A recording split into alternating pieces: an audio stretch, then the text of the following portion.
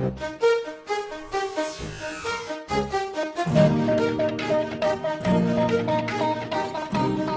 vois, toi, tu vas au cinéma comme ça. Et tu dis, ouais, je vais passer un bon moment. S'ils ont fait une suite, c'est parce que ils voulaient faire une suite, parce qu'il y avait un truc à intégrer à l'histoire. Et tu t'attends pas à ce que toutes tes trilogies de ton enfance se soient ruinées comme ça. On les respecte même pas. Et la timeline, elle n'est pas respectée, mon gars. Bon, là, je suis un petit peu méchant. Je me suis certes pas pris un coup de poing en regardant le film, mais je me suis pris une petite claque. Une claquounette, tu vois, une petite claquounette. Bon, alors là, comme ça, de mémoire, je vais essayer de te dire les points positifs, les points négatifs que j'ai aimé et pas aimé dans le film. Parce qu'en fait, je sais pas s'il est bien, tu vois. Je sais pas. Et je sais pas s'il faut le prendre comme une œuvre à part entière ou est-ce qu'il faut compter le fait qu'il y ait des suites, puis des débuts, enfin, il y a des fins, puis un début, enfin, c'est chelou. Enfin bref, vous savez très bien qu'il y a plein d'X-Men, etc. Et donc du coup, je me suis dit, mais pourquoi ils ont foutu Wolverine? Pourquoi on apprend que Magneto, il a un fils pourquoi on voit Magneto avec sa famille, tout ça? Pourquoi putain de merde! Non! Non, merde! Quand j'en ai marre, moi! Bon, je suis vraiment méchant. Mais c'est vrai que moi j'avais bien aimé le fait qu'on développe Scott, c'est-à-dire Cyclope, c'est ça comme Cyclope, ouais, c'est ça. Cyclope, donc l'enfance de Cyclope, et j'aimais bien également Jean Grey, donc c'est vrai qu'on a développé leur jeunesse. Également Diablo. Alors là, par contre, Diablo, je sais pas pourquoi ils ont fait ce style. Franchement, faut qu'ils m'expliquent les mecs là. Parce que... Je vais pas dire, oh, t'es pire que Dragon Ball Evolution, hein. Faut pas déconner, c'est Bryan Singer qui l'a fait quand même ce film. Donc c'est vrai que, et franchement, il était bien. Et donc du coup, la première scène du coup se passe du coup dans le passé. Et en fait, on voit Apocalypse qui en fait se fait détruire par l'humanité. Enfin, je vais pas vous spoiler l'histoire. Et là, je me suis dit, mais putain, ça va être génial. Il y a des pouvoirs dans la première scène. Il y a un décor magnifique en Égypte. Il y a un décor, mais il est juste magnifique. Avec une grande pyramide comme ça de lumière et tout. Vraiment, c'est juste splendide. Alors là, ils ont fait un super effort sur les décors. Malgré que, pour une fois, dans un blockbuster, dans un putain de gros film, j'arrive enfin à voir les défauts des effets spéciaux. À un moment, tu vois, un moment, c'est plus vers la fin du film, on voit des grues. Et en fait, ces grues, j'arrivais à voir que c'était des fausses grues qui ont été faites virtuellement à l'ordinateur, que c'était pas du tout des vrais. Et là, je me suis dit, putain, fais chier, il y a 2-3 scènes là qui sont dégueulasses. C'est dommage. Mais bon, déjà de 1, c'est rare qu'on voit les défauts, et de 2, on ne juge jamais une œuvre sur ses effets spéciaux, parce que sinon, les premiers films, on pourrait leur cracher à la gueule. Et donc, comme je disais tout à l'heure, c'est vrai que la timeline, elle n'est pas trop respectée, tout ça, ils ont mis Wolverine alors qu'il ne devrait pas être là. Cyclope, il connaît Diablo alors que normalement, il ne devrait pas se connaître. Donc non, c'est pas bien. Alors après, il y a deux trois choses que j'ai par contre kiffé dans le film. C'est les clins d'œil aux années 80. Par exemple, on voit à un moment Diablo, du coup avec un style un petit peu punk comme ça. Diablo, il est bleu, en fait, bleu pâle. Du coup, en fait, il ressemble vachement à un zombie. Et à un moment, ils sortent d'une salle de cinéma, parce qu'ils sont allés au cinéma. Et il a la veste de Michael Jackson, et là c'était un clin d'œil par rapport au clip de Thriller de Michael Jackson quand il sort d'une séance de cinéma et qu'il a justement ce blouson orange et qui fait peur comme ça et qui se transforme en zombie. Là c'était un petit clin d'œil que moi j'avais bien aimé comme ça. Et également il y a tu sais, le mec qui court vite là qu'on a vu dans le précédent film, le mec qui va tellement vite, on a l'impression qu'il arrête le temps.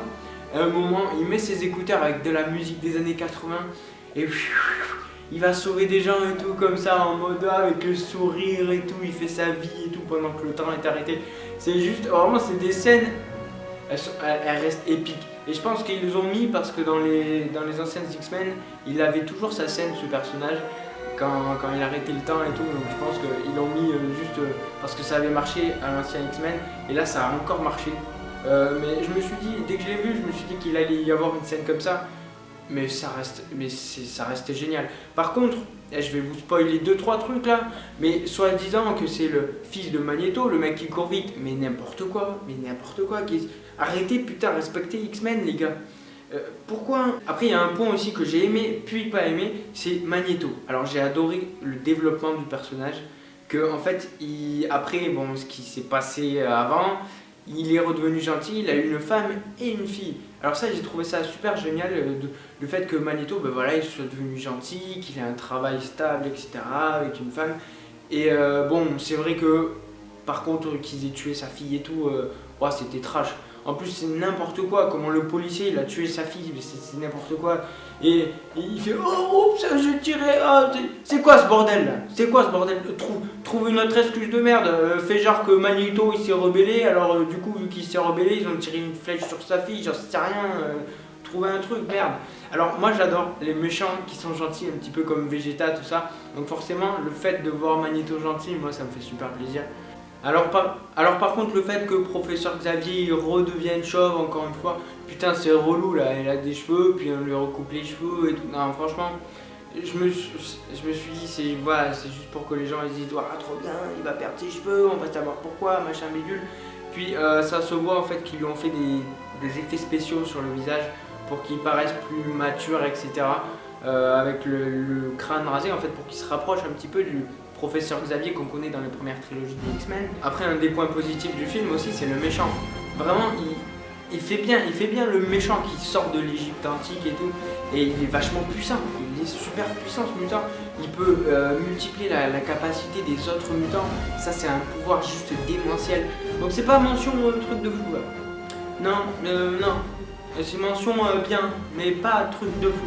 Donc voilà, si tu te prends pas trop la tête avec les histoires de timeline, les personnages et tout, voilà, si tu connais pas l'histoire et que t'aimes bien la baston de super-héros, bah tu vas aimer, ouais, tu vas sûrement kiffer. Mais bon, moi j'ai pas aimé, voilà. Concernant les acteurs, etc., alors je trouve qu'ils sont tous bien choisis, vraiment bien choisis, et qu'ils jouent tous très bien leur rôle, et qu'ils sont tous très bien fringués, tous très beaux gosses et tout, franchement bien.